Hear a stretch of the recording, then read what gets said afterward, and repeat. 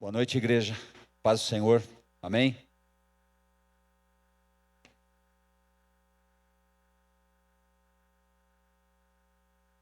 Queridos, eu estava aqui no meu assento ali, exaltando o Senhor, né? Porque a gente vê o Espírito Santo de Deus se movendo no nosso meio. Às vezes a gente não percebe, mas eu percebi porque as palavras que o Samuel falou aqui na abertura, e agora o que o Alcione falou aqui, eles não sabiam do que eu ia falar essa noite. Eles não falam, não sabem nada, eu não comentei com eles, né, Alcione? Você não sabia do que eu vou falar, né? Nem o Samuel. E eu me alegro porque a gente percebe que é o mesmo Espírito, né? Aquilo que o Espírito Santo colocou no meu coração, ele pôs no coração do Alcione, pôs no coração do Samuel. E eu estava ali regozijando na presença de Deus, porque toda vez, quando Deus me dá uma palavra, o Senhor me confirma, que eu fico pedindo confirmação e o Senhor me confirma. Queridos, o que eu queria compartilhar com vocês nessa noite, queria fazer na realidade, a gente fosse fazer uma meditação na palavra, porque eu vou falar sobre oração. Eu queria que você abrisse a tua Bíblia em Atos capítulo 1, vamos ler 2 versículos para começar, nós vamos ler vários versículos, mas Atos capítulo 1, versículo 13 e 14.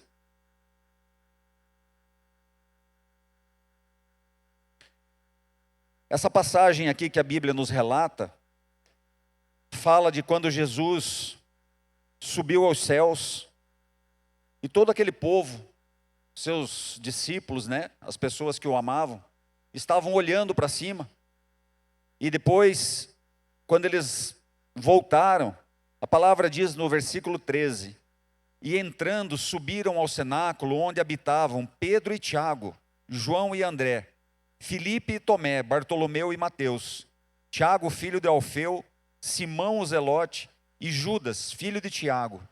Agora preste atenção no 14. Todos estes perseveravam unanimemente em oração e súplicas, com as mulheres e Maria, mãe de Jesus, e com os seus irmãos.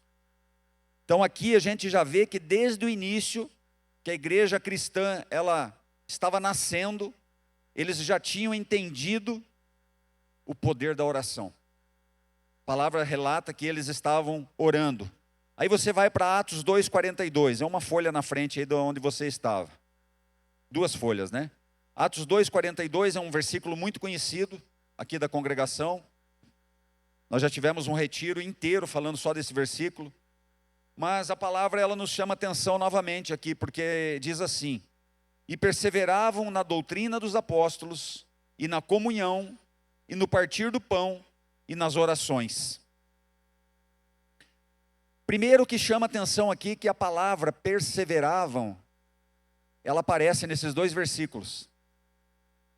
E tudo que está na Bíblia, tem um motivo, amém? Tem um motivo para as nossas vidas. O que é você ser perseverante? O que é quando eles perseveravam? Eles eram constantes, eles permaneciam, eles continuavam.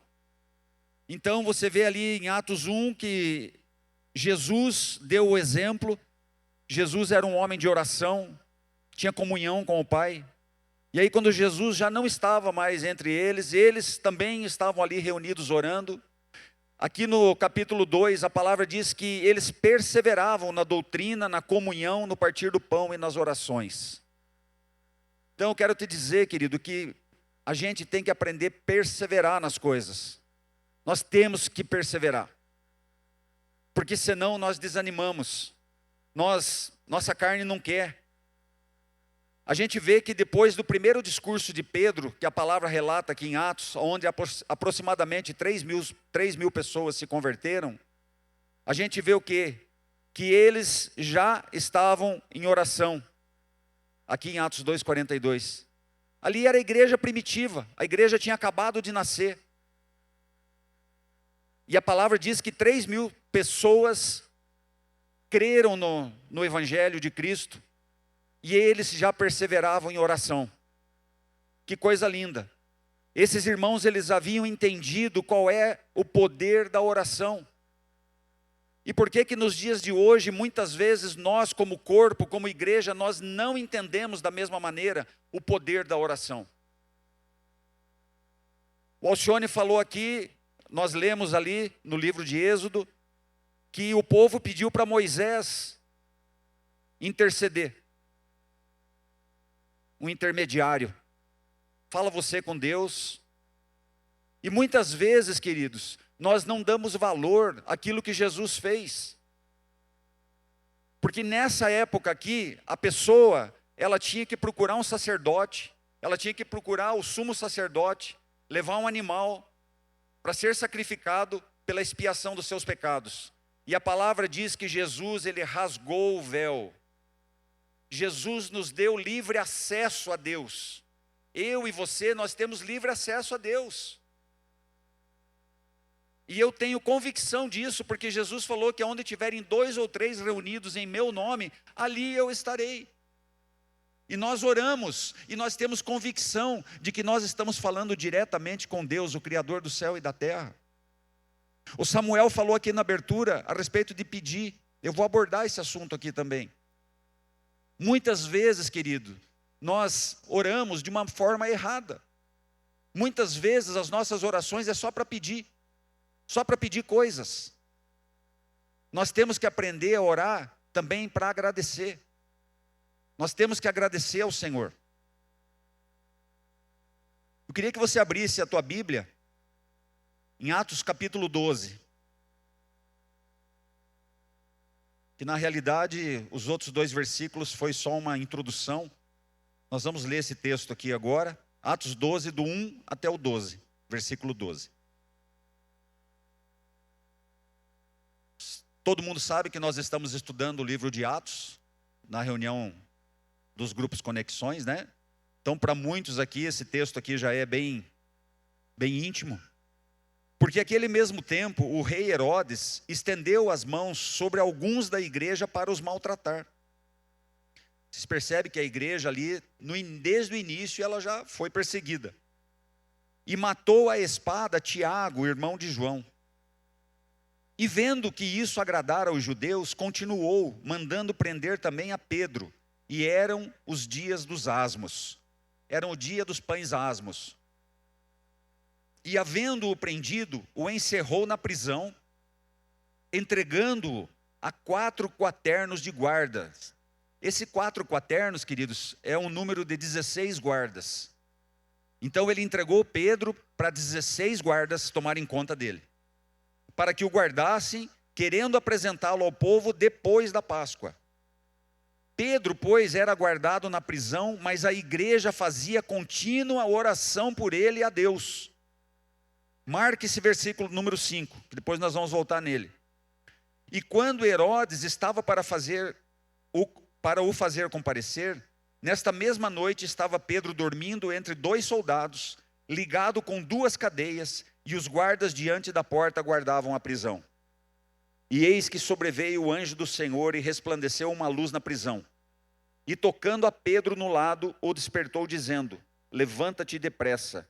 E caíram-lhe das mãos as cadeias. E disse-lhe o anjo: cinge-te e ata as tuas sandálias. E ele o fez assim. Disse-lhe mais: lança as costas a tua capa e segue-me. E saindo o seguia, e não sabia que aquilo era real o que estava sendo feito pelo anjo, mas cuidava que via alguma visão. E quando passaram a primeira e a segunda guarda, chegaram à porta de ferro, que dá para a cidade, a qual se lhes abriu por si mesma. Algo sobrenatural aconteceu. E tendo saído, percorreram uma rua, e logo o anjo se apartou dele. E Pedro, tornando a si, disse: agora sei verdadeiramente que o Senhor enviou o seu anjo, e me livrou da mão de Herodes e de tudo que o povo judeu esperava. E considerando ele nisso, foi à casa de Maria, mãe de João, que tinha por sobrenome Marcos, onde muitos estavam reunidos e oravam. Queridos, quando eu comecei a meditar nesse texto, eu comecei a ver que a igreja, ela clamava pela vida de Pedro. E eu comecei a imaginar, Vamos trazer para a nossa realidade. Vamos dizer que o Alcione fosse preso por uma perseguição religiosa, ou o Jefferson fosse preso por uma perseguição religiosa. E eu comecei a pensar qual seria a minha atitude.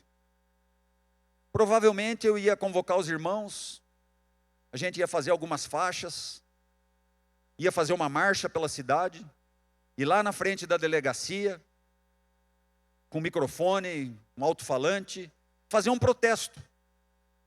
Isso foi o que eu pensei. Mas a Bíblia, ela quer nos ensinar que esse povo aqui, esses irmãos, eles tinham entendido, eles não fizeram nada disso.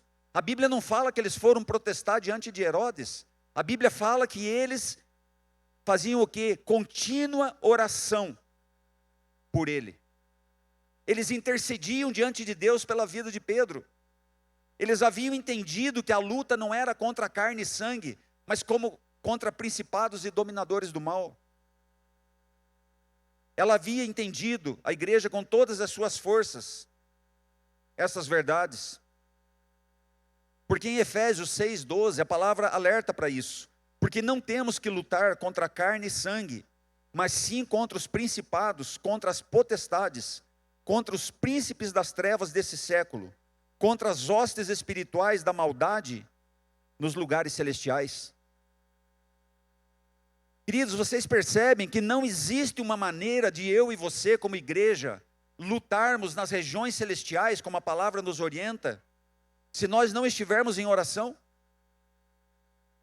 Primeiro que eu não tenho esse dom de enxergar o sobrenatural, as regiões celestiais. Eu sei que tem algumas pessoas que recebem esse dom, eu não tenho. Então eu vou lutar como? É orando, queridos. Queridos, o dia que a igreja ela entender o poder que tem a oração como corpo, muitas coisas vão acontecer. Muitas coisas vão se mover. Sabe, queridos, nós temos que buscar isso. Porque quantas vezes nós tentamos resolver um assunto pela nossa força, pela nossa capacidade, pela nossa justiça própria, que a palavra diz que não passa de trapo de imundície. Quantas vezes as coisas assim, eu vou lá e eu resolvo. A gente nem coloca diante de Deus. Deus quer que a gente aprenda a depender dEle. Deus quer que nós, como igreja, nós tenhamos um relacionamento com o Senhor. Quando eu estava meditando nessa palavra, o Espírito Santo me fez lembrar quando eu conheci minha esposa. Eu não sabia nada da vida dela, nem ela sabia da minha. Aí eu comecei a frequentar a casa dela. Nós passávamos horas conversando, porque eu tinha que conhecer ela. Ela tinha que me conhecer. Agora eu te pergunto, se na nossa vida humana, que material, a gente age dessa forma, vocês acham que com Deus é diferente? Como é que eu vou conhecer Deus na profundidade? Como é que eu vou conhecer os pensamentos de Deus se eu não me relacionar com Ele? Deus fala conosco de diversas maneiras, de várias maneiras, principalmente na palavra. Mas Deus também fala conosco, tete a tete. Deus sopra as palavras nos nossos ouvidos. O Daniel testemunhou aqui na frente, agora há pouco. Ele estava numa crise e o Espírito Santo fez ele lembrar de algo. Isso é Deus falando, amados. Mas a gente só consegue entender por que o Daniel entendeu que era Deus falando com ele. Porque ele conhece a voz do Senhor, porque ele tem comunhão com o Senhor, porque ele tem intimidade com o Senhor. Porque senão, meu amado, sabe o que vai acontecer? Deus vai falar conosco e a gente vai falar assim, isso aí não passa coisa da minha cabeça. Nós temos que procurar desenvolver um relacionamento com o Senhor. Eu acredito, queridos, do fundo do meu coração, que nós estamos vivendo os últimos dias. Eu não tenho medo de falar isso. É só você olhar para os sinais. É só você olhar para as profecias se cumprindo. Nós estamos vivendo os últimos dias, amados. E Deus não quer intermediário entre eu e Ele. Entre você e Ele. Não coloque intermediários. A grande maioria aqui é pai e mãe. Quem é pai e mãe se relaciona com seus filhos, não é mesmo? A gente não coloca intermediário para se relacionar com os nossos filhos. Por que com Deus seria diferente? Deus quer se relacionar conosco, amados. O Senhor nos ama profundamente. E nós temos que aprender a orar, queridos. Nós temos que pedir que o Espírito Santo gere esse desejo em nosso coração. Nós temos um tempo de oração individual. Mas muitas vezes, quando nós temos que nos reunir para orar como igreja, como corpo, nós inventamos 1 milhão de desculpas para não estar presentes. E isso está errado, amados. Eu não estou falando de religiosidade. Eu estou falando de o corpo de Cristo, a igreja, estar numa só voz, clamando ao Senhor. Sexta-feira nós tivemos uma vigília aqui, foi uma bênção. Tinham poucas pessoas. Eu sei que muitos têm compromissos, muitos estudam, mas nós estávamos em poucas pessoas. Nós temos a reunião dos homens no sábado. Eu já falei isso outras vezes quando eu subi aqui, mas o Espírito Santo tem me incomodado com isso. Nós temos reunião de oração no sábado de manhã, poucas pessoas participam. As mulheres têm reunião de oração aqui durante a semana, poucas pessoas participam. Querido, você que tem compromisso, que não tem como estar presente, não tem problema. Deus conhece a vida de cada um. O que eu estou falando é para aquelas pessoas que podem estar presentes, mas não querem. Ah, mas eu já oro em casa. Amém. Nós temos que orar mesmo. Nós temos que orar em casa. Quando nós nos reunimos, Deus não está interessado se você ora bonito ou ora feio, se você fala bonito ou fala errado. Deus está interessado no teu coração. Você sabe por quê? Porque Ele conhece os nossos pensamentos. A palavra diz que Ele conhece as nossas palavras antes delas saírem dos nossos lábios. O Senhor conhece, mas nós temos que nos relacionar. Não precisa abrir, mas o salmista fala no Salmo 65, 2: ó tu que ouve as orações, a ti virá toda a carne. A palavra diz que o Senhor ouve as nossas orações. Eu vou dizer uma coisa para vocês, queridos, já teve vez de eu ir orar no secreto, sozinho, eu e Deus, e eu estava com um problema tão grande que eu não tinha condições de falar. Eu só chorava na presença de Deus, mas o Senhor me ouvia. Porque a palavra diz que o Espírito Santo, Ele intercede por nós diante de Deus com gemidos inexprimíveis. Eu lembro uma vez que o Thiago estava na UTI, eu vim para casa para tomar banho, a Tânia ficou lá no hospital, eu vim tomar banho porque eu tinha passado a noite lá. E eu me ajoelhei para orar e eu não conseguia falar nada. Eu só chorava. Mas eu quero dizer para vocês que foi uma oração restauradora. Eu saí de casa, voltei para o hospital assim com uma convicção, com uma certeza que ele ia sair daquela. Porque Deus conhecia o meu coração. Deus conhecia o desejo do meu coração. E eu não conseguia falar. Mas eu me prostrei. Eu coloquei diante de Deus. Mesmo em pensamentos. Nosso Pai, Ele quer nos atender. A palavra diz que Ele quer nos dar coisas boas. E a palavra diz que se nós que somos maus, damos coisas boas aos nossos filhos, quanto mais o nosso Pai que está nos céus. Em Provérbios 15, 29, a palavra diz que longe está o Senhor dos ímpios, mas escutará a oração do justo. Amém? O Senhor está longe do ímpio, mas a oração do justo Ele ouve, Ele escuta. Isso gera fé no nosso coração, amados. Quando eu leio esse versículo, isso gera fé, sabe por quê? Porque eu não estou orando ao vento, eu não estou falando palavras vazias que ninguém está ouvindo, eu não estou orando para um Deus surdo, um Deus mudo. Eu estou orando para um Deus real, que está aqui. Deus não está aqui porque aqui, essa construção é a dita casa de Deus. Deus está aqui porque eu e você estamos aqui. E nós somos igreja, nós somos o corpo de Cristo. Eu quero te dizer que quando a gente tem uma reunião de oração, uma vigília, e você não vem, queridos, quem está perdendo é você. Infelizmente, quem perde somos nós. Porque o Senhor, Ele quer se derramar. O Senhor quer se derramar. Quanto mais a gente busca, mais a gente recebe. Mas uma coisa que o Samuel falou aqui no começo, e faz parte aqui do meu esboço, é que nem sempre aquilo que nós pedimos, nem sempre a nossa vontade será atendida. E a resposta para isso está na oração do Pai Nosso. Se você pegar, você não precisa abrir. Está lá no livro de Mateus, versículo 10, quando Jesus ensina os seus discípulos a orar, ele fala assim: Pai nosso que estais no céu, santificado seja o teu nome, venha a nós o vosso reino, seja feita a tua vontade, assim na terra como nos céus. Então isso nos ensina algo, que Deus, Ele não tem obrigação nenhuma de fazer a minha vontade. Muitas vezes a gente ora: Senhor, venha o teu reino, seja feita a minha vontade. Nós esquecemos de perguntar: Senhor, qual é a tua vontade para essa situação? Ah, eu resolvi trocar de emprego. Senhor, qual é a tua vontade para essa situação? Ah, Senhor, eu resolvi fazer tal coisa. Senhor, qual é a tua vontade? Eu sou o teu servo, eu sou o teu filho. O Senhor tem o melhor para me dar, Pai. Mas qual é a tua vontade? Nós não gostamos que os nossos filhos compartilhem as coisas conosco?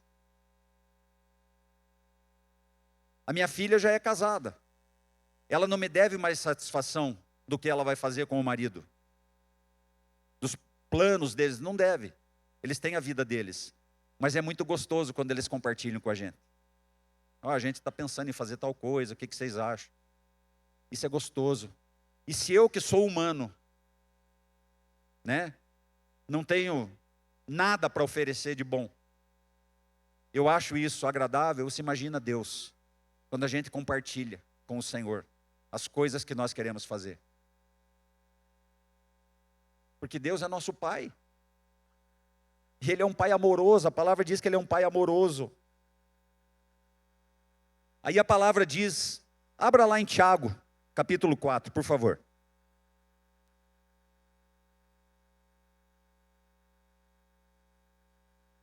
Tiago, capítulo 4.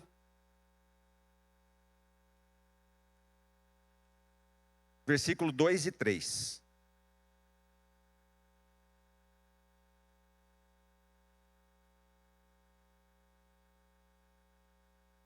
Todo mundo achou? Amém? Cobiçais e nada tendes, sois invejosos e cobiçosos e não podeis alcançar.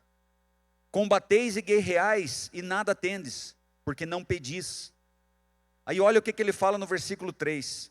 Pedis e não recebeis, porque pedis mal, para o gastardes em vossos deleites. Adúlteros e adúlteras, não sabeis vós que a amizade do mundo é inimizade contra Deus? Portanto, qualquer que quiser ser amigo do mundo, constitui-se inimigo de Deus. Eu vou ler o 5 também. Ou cuidai vós, que em vão diz a Escritura, o Espírito em que nós habita tem ciúmes? Queridos, nós somos propriedade exclusiva de Deus. A palavra diz que nós somos um povo santo, sacerdócio real. Queridos, parece um contrassenso aquilo que o Samuel leu lá no Sermão da Montanha, no livro de Mateus, que quando pedir alguma coisa, quando dois concordarem, o Senhor fará. Mas muitas vezes a gente não recebe. E a palavra está dizendo que eu não recebo porque eu peço mal. Eu listei algumas coisas aqui que eu comecei a analisar na minha vida. Quantas vezes eu dediquei um tempo em oração por avivamento? Quantas vezes eu dediquei um tempo de oração pela expansão do reino aqui nessa cidade? Ousadia para falar do Evangelho. Queridos, se você não tem ousadia, se você é tímido, esses dias eu falei isso lá no nosso grupo. Ah, mas eu sou muito tímido. Abra o teu olho. A palavra diz que nenhum tímido herdará o reino dos céus. Abra o teu olho. Se você acha que você é tímido, lute contra isso. Peça para Deus te capacitar.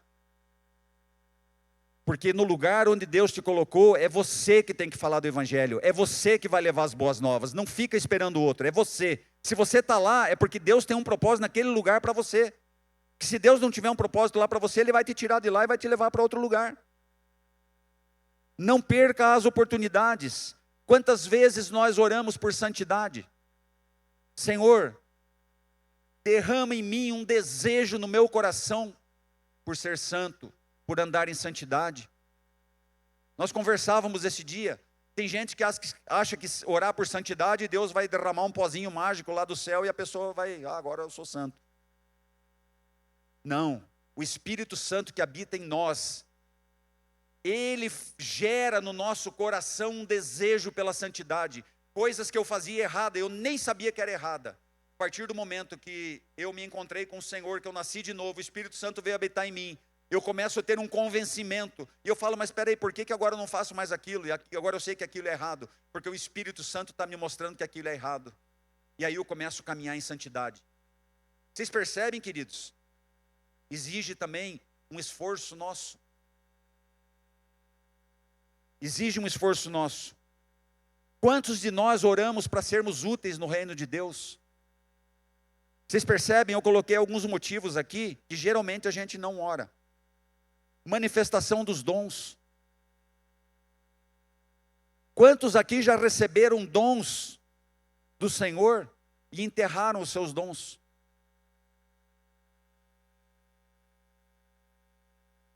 Eu já falei disso aqui uma vez, eu não sei se foi o Jefferson ou o Alcione já falou também. Quando você nasce de novo, você já recebe um dom imediato. Imediato. É o dom da reconciliação. A partir daquele momento você já começa a testemunhar do que o Senhor fez na tua vida e você vai trazer a reconciliação de outras pessoas com o Pai.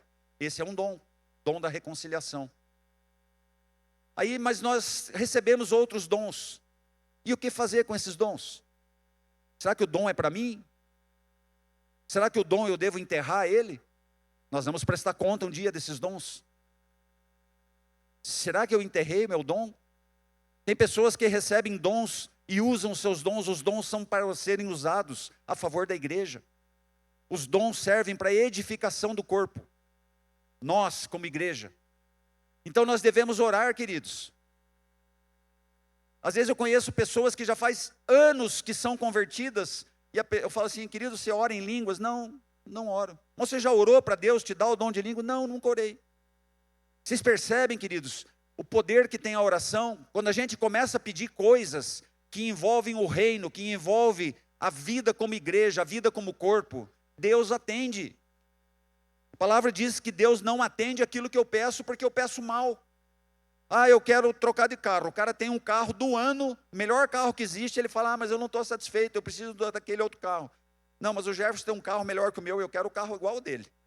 Aí você já está caindo em várias coisas erradas. Inveja, a palavra diz para ser de contentes com aquilo que tendes. Nós temos que ser contentes com aquilo que nós temos. Não ficar olhando para a grama do vizinho. Muitas vezes Deus não nos dá coisas porque Ele sabe aonde a gente vai parar. Então esse negócio de ficar pedindo, Senhor, eu quero um emprego novo, eu quero ganhar mais dinheiro, eu quero uma... Queridos, isso não é errado a gente pedir. Não é errado. Errado é quando a gente só pede isso. Nós temos que aprender a agradecer ao Senhor pelo aquilo que Ele tem feito. Senhor, eu não ganho o quanto eu gostaria de ganhar, mas eu louvo ao Senhor porque eu tenho esse ganho. E esse ganho sustenta a minha casa. E eu sei que esse trabalho veio do Senhor. Vocês percebem como é diferente? Muitas vezes a gente chega numa oração só para murmurar diante de Deus. Ai Deus, eu estou sendo perseguido lá no trabalho. E daí? Você está sendo perseguido por quê? Percebem, amados? Quando a palavra diz que a nossa luta não é contra carne e sangue. Coloque em oração. Deus, eu estou sendo perseguido no trabalho. O Senhor sabe o motivo, eu ainda não consegui identificar. Eu não sei se é porque eu sou cristão ou não, mas eu estou sendo perseguido. Mas a palavra diz que o Senhor luta as minhas lutas. E eu preciso do Senhor porque eu não tenho força para agir, eu não sei como agir. Vocês acham que Deus não vai atender uma oração dessas? Vocês acham que Deus não está cuidando da tua vida? Queridos, a oração é algo muito sério, porque não existe relacionamento com Deus se a gente tiver preguiça de orar. Eu estava lendo um livro, eu esqueci o nome do livro agora, e o autor ele fala assim, um maratonista, para correr 30 quilômetros, o Israel está olhando para mim, eu vou falar, o Israel, se você decidir correr 30 quilômetros hoje, você não consegue, né? Eu não consigo nenhum. Agora, se você começar a correr 200 metros hoje, na outra semana você corre 500, dali um mês você está correndo 1000 metros, em um ano você está correndo os 30 quilômetros, porque você está desenvolvendo. E sabe o que eu aprendi com isso? A oração é a mesma coisa, amados. A pessoa nunca orou, não ora. Aí ela fala, agora eu vou me ajoelhar, eu vou ficar 1 hora orando. Não vai. Agora começa, disciplinar. Eu quero orar 15 minutos de manhã. Quero orar mais 15 minutos antes de dormir. Sabe o que vai acontecer? Daqui a pouco esses 15 minutos passam assim, ó. Quando você vê, você está 1 hora orando. Eu lembro quando eu me converti, deram um desafio para nós, eu não sei se o Alcione e a Delci vão lembrar, eu falo deles porque a gente congregava junto. A gente tinha um relógio de oração, e cada um tinha um horário para orar, eu nunca tinha visto isso eu estou falando coisa de 30 anos atrás. E tinha 1 hora para a gente ficar orando. E eu sei que quando eu peguei aquilo, eu falei, meu Deus do céu, como é que eu vou ficar 1 hora orando? Eu nunca orei 1 hora. Naquele tempo nunca tinha orado, né? 1 hora. E a primeira experiência que eu tive, eu peguei meu carro, estava indo para Foz do Iguaçu para pegar um avião para ir para São Paulo. Na época não tinha avião aqui em Cascavel. E eu fui levado pelo Espírito Santo a ir orando. Eu não vi a estrada passar. Eu não vi a viagem. Eu orei por 1 hora e meia. Eu sabia todos os motivos, né? Fui orando. Quando eu cheguei lá, Deus falou para mim assim, tá vendo como você consegue orar 1 hora? Foi a primeira experiência que eu tive assim de um tempo longo de oração. Por que eu estou falando isso, queridos? Porque às vezes a gente se acovarda, e o acovardamento ele se junta com a nossa preguiça, e a gente fala assim, mas eu nem vou numa reunião de oração, porque ficar lá 2 horas, numa vigília, vendo eles orar. Eu pensava assim, eu não falava eu orando, eu falava vendo eles orar. Queridos, tem palavra, tem profecia, tem cânticos. E eu não estou falando aqui para engrandecer ninguém não, porque quem tem que ser engrandecido é o Senhor. Mas a vigília, quem veio aqui sexta-feira, estava boa ou não estava? Estava muito boa. Eu gosto muito. Se intercala cânticos com oração, daqui a pouco um recebe uma palavra, levanta, lê. Muito boa. Isso edifica as nossas vidas, querido. Sabe qual que é o sonho que eu tenho? E eu tenho falado isso para Deus. O dia que nós tivermos uma vigília aqui, uma reunião de oração, e essa igreja estiver dessa forma aqui, ó, que não tem nem lugar para sentar, lotada de gente. Sabe por quê? Porque aí o poder de Deus vai cair, o fogo do céu vai descer. Porque nós estamos num só pensamento, nós estamos num só foco. Nós somos um corpo. Essa semana eu estava conversando com um irmão e eu estava falando isso. Se você pecar, o teu pecado me afeta. E isso acaba com aquela ideia que nós temos assim, mas o Jefferson, se ele fizer coisa errada, é problema dele com Deus. Negativo. Negativo. Nós somos um mesmo corpo. E se eu ver meu irmão pecando, a Bíblia diz para mim ir ter com ele. Que nós somos um só corpo. Percebem, queridos? Romanos 12:12. A palavra diz assim, alegrai-vos na esperança, sede pacientes na tribulação e perseverai na oração. Preste atenção, alegrai-vos na esperança. Qual que é a nossa esperança? Jesus nos deu uma esperança. Jesus nos deu um objetivo na nossa vida. Nós não tínhamos objetivo nenhum, mas hoje nós temos uma esperança. viva. E quando eu li esse versículo, sabe o que eu me lembrei? Que a alegria, ela independe da situação que a pessoa está passando. Às vezes a gente associa alegria com situação financeira. Eu já conheci pessoas, já falei isso, conheci pessoas com muito pouca condição financeira, mas extremamente alegres em Deus. Essas pessoas, elas já estavam com um olhar diferente, elas já não estavam mais olhando aqui, elas estavam olhando além. A palavra diz, alegrai-vos na esperança. E olha agora, sede pacientes na tribulação. Mas como que eu posso ser paciente na tribulação? Sabe como? A receita está aqui no próprio versículo. Persevera na oração. Se está passando por tribulação, ore. Peça para Deus te capacitar. Peça para Deus te fortalecer, a você passar por aquele momento. Todos nós aqui passamos por tribulação na nossa vida. Todos. Jesus falou que no mundo nós teríamos aflições. Mas Ele falou também, tem de bom ânimo, porque eu venci o mundo. E se nós estamos enxertados em Cristo, nós somos mais do que vencedores. Então não tem situação, eu não sei que situação que você está passando na tua vida, mas isso aí é fichinha. Isso é fichinha para Deus. Basta você confiar nele. Basta você colocar diante do Senhor o teu problema, a tua tribulação, aquilo que você está passando, e Ele vai te sustentar, Ele vai te animar, Ele vai te fazer ser paciente.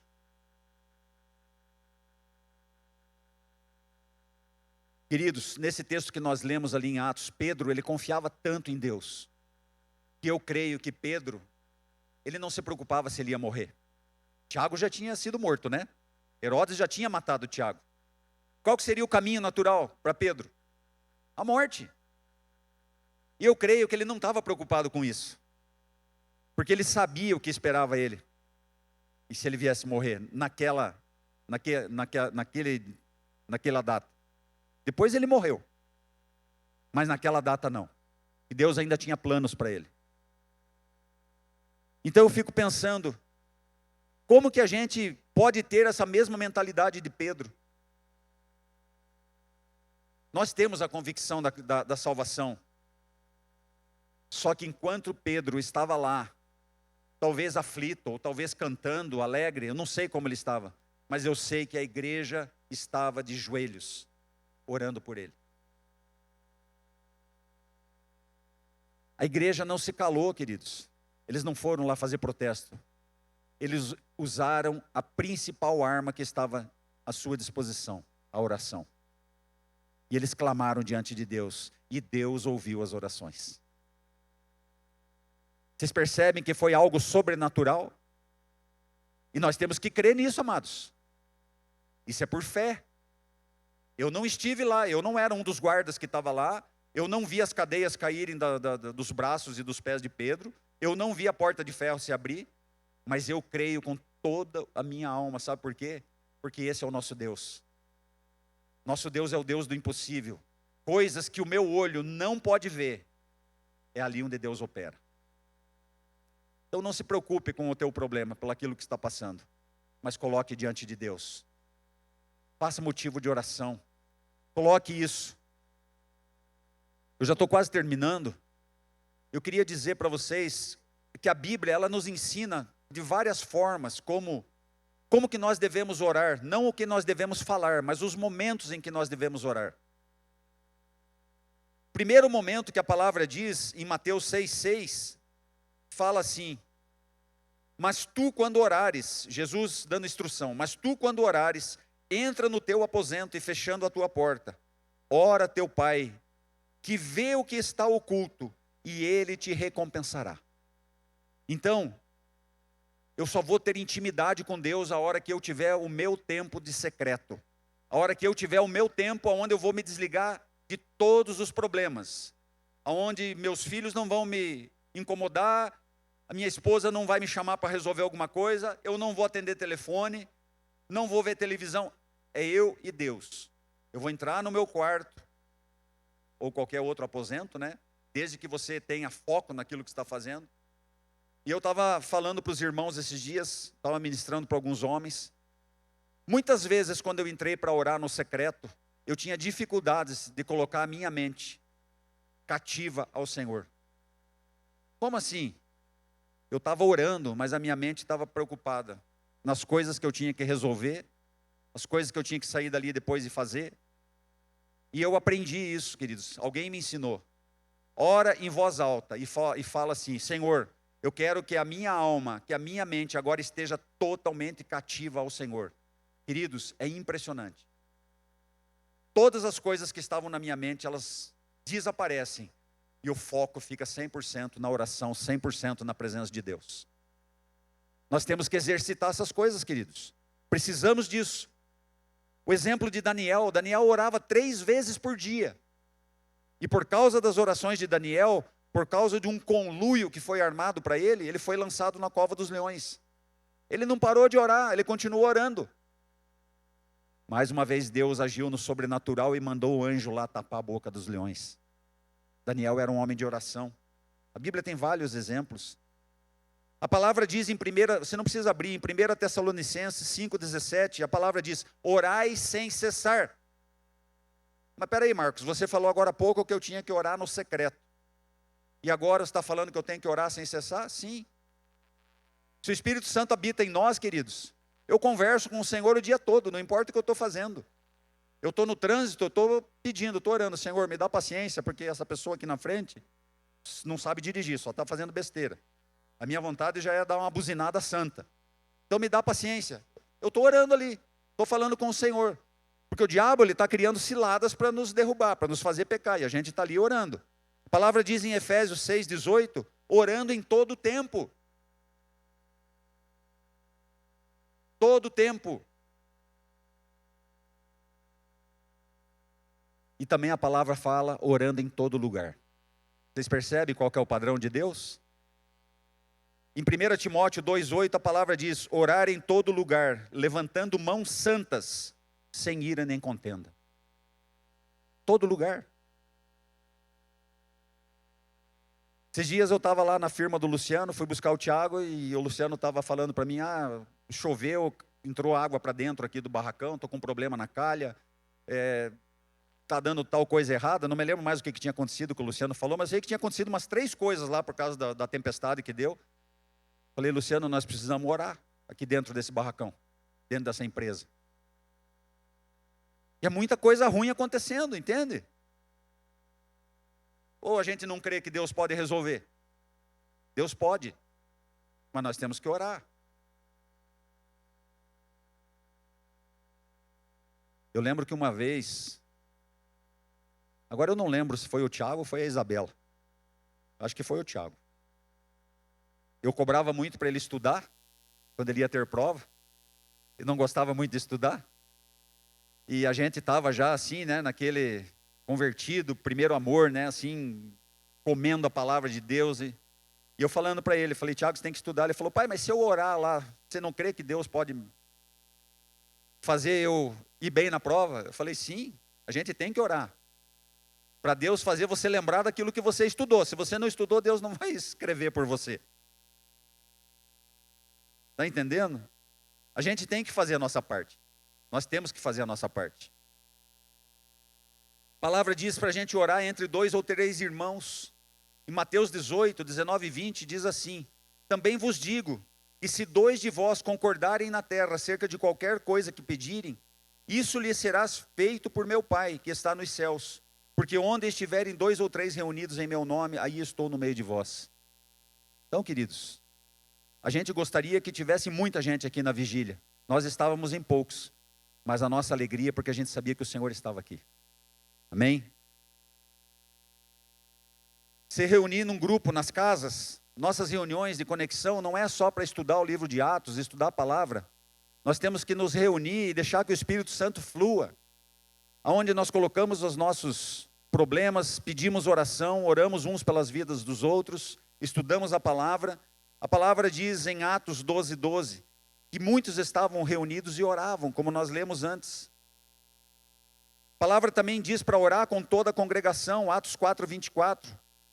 E ouvindo eles isto, unânimes levantaram a voz a Deus e disseram: Senhor, Tu és o que fizeste o céu e a terra e o mar e tudo que nele há. A palavra diz que eles levantaram uma só voz e falaram isso para Deus. Era a congregação toda, a igreja toda reunida, reconhecendo a grandiosidade do nosso Deus. A palavra diz para nós orarmos uns pelos outros. Abra a tua Bíblia ali em Tiago, nós já estamos abertos em Tiago, né? No capítulo 5. Vamos ver o do versículo 13 até o 16. Eu já estou encerrando. Do 13 ao 16. Aqui a palavra de Deus também nos dá algumas diretrizes de como que a gente tem que fazer. Preste atenção. Está alguém entre vós aflito? Ore. É isso que está escrito na tua Bíblia? Amém? Então você está entendendo que se você estiver aflito, a palavra manda você orar. Está alguém contente? Cante louvores.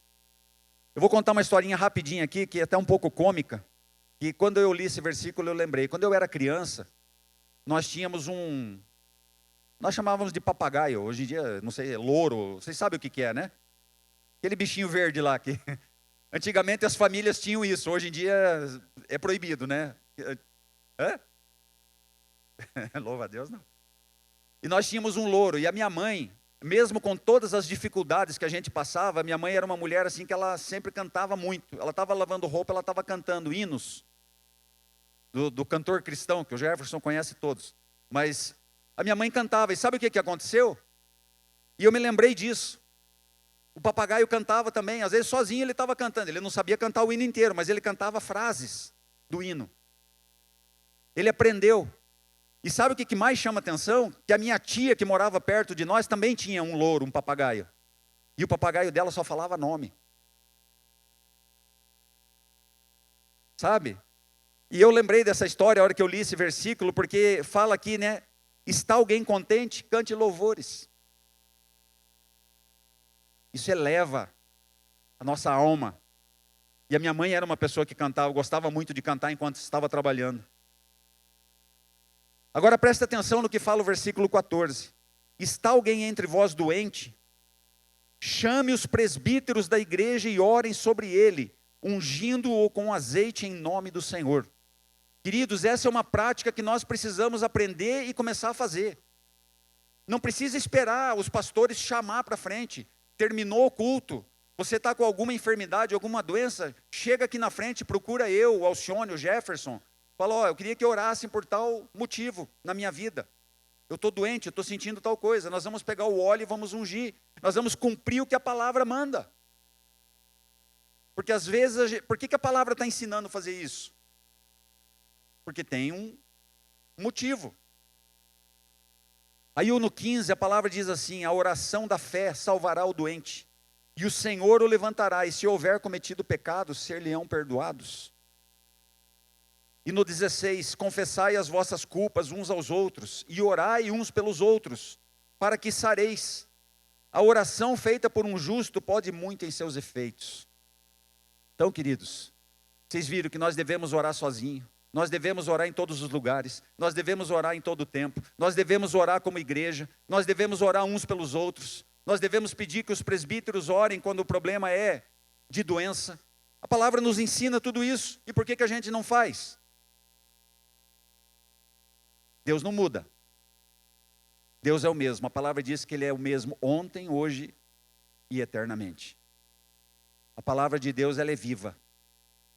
Esses dias eu conversava com uma pessoa, um médico, e começamos a falar da Bíblia, e ele falou para mim assim: eu gosto muito de ler a Bíblia, porque é um livro histórico muito bonito.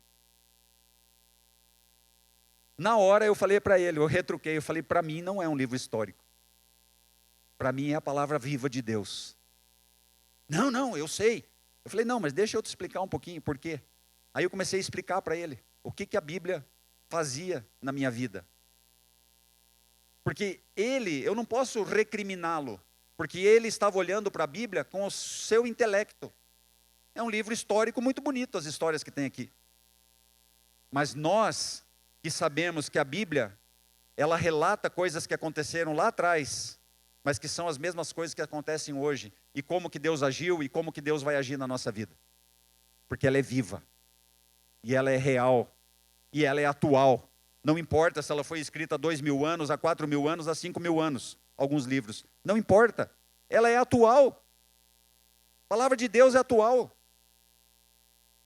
Eu tinha um primo cristão, e na época ele frequentava uma igreja que era proibido ter televisão na casa dele. E eu lembro uma vez, eu era criança, mas criança presta muita atenção no conversa de adulto, né? Não sei se com vocês era assim, mas eu amava ficar na sala quando tinha uma visita, para mim ficar escutando a conversa deles. E invariavelmente meu pai falava, ó, vai para o quarto. E eu ficava no quarto, eu queria escutar o que eles estavam falando. E eu lembro que o meu pai estava tentando convencer essa pessoa a ter uma televisão, porque ia ter Copa do Mundo e não sei o quê, e por causa das notícias. E ele falou assim, eu não preciso de televisão. Porque tudo que a tua televisão relata, a minha relata por escrito. Ele falou, tudo que eu quero saber, que vai acontecer, o que já aconteceu, está na palavra de Deus. E meu pai não era cristão, mas esse primo era. Então assim, a visão que ele tinha da palavra, ele já tinha entendido isso. E a palavra falava com ele todos os dias, com atualidade, atualizada. Queridos, eu tenho um último versículo para deixar no teu coração, para a gente encerrar, que é Mateus 26:41. A palavra diz assim, vigiai e orai, para que não entreis em tentação. Na verdade, o espírito está pronto, mas a carne é fraca. Duas coisas a palavra manda você fazer, vigiar e orar. Mas vou vigiar o quê, Marcos? A palavra diz que aquele que está de pé, cuide para que não caia. É uma espécie de você estar vigiando. Você pedir para o Senhor te dar olhos aonde você veja as ciladas astutas que o diabo nos arma. E muitas vezes a gente cai no laço do passarinheiro porque a gente não pediu orientação para Deus. Deus vai nos mostrar. Não vá por esse caminho que aqui é uma cilada. O que Deus tinha falado para Adão e Eva? Eles não foram alertados? Foram. Não coma daquela árvore, porque o dia que você comer, certamente você morrerá. E aí vem a serpente com toda a sua astúcia, a palavra diz, e engana o coração de Eva e engana Adão. Vocês percebem? O engano foi gerado, mas isso foi gerado por quê? Pela desobediência. Então, querido, aprenda a orar, e quando Deus mandar você fazer alguma coisa, faça, não seja desobediente. Porque quando nós orientamos nossos filhos, se o teu filho vier te pedir um conselho e você der um conselho para ele, você quer que ele siga o teu conselho, sim ou não?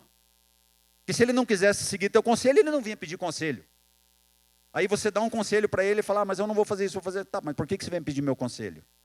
Então quando a gente pedir algo para Deus te dar uma direção na tua vida, e você tiver clareza que Deus te direcionou para aquilo, obedeça. Mesmo que você não esteja entendendo e não esteja vendo, mas Deus está vendo. Deus conhece o futuro, Deus sabe o que Ele está te guardando lá na frente. Amém? Queria te convidar a ficar de pé, para nós estarmos orando.